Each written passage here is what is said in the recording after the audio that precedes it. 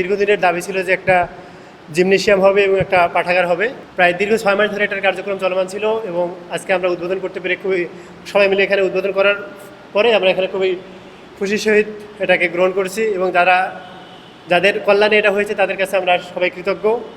হল প্রশাসন এবং হল যে সংসদ আছে তাদের প্রতি সকল শিক্ষার্থী কৃতজ্ঞ থাকবে এবং এটার মাধ্যমে আমাদের শিক্ষার্থীদের দীর্ঘদিনের চাওয়া পাওয়াটা পূরণ হবে। বিগত দিনের রাজনৈতিক জটিলতার কারণে দেখা গেছে যে অনেক সময় বাজেট এসেও এই কাজগুলো হয় না। রাজনৈতিক সরকার থাকার কারণে এটা আগে তেমন প্রতিফলন ঘটেনি।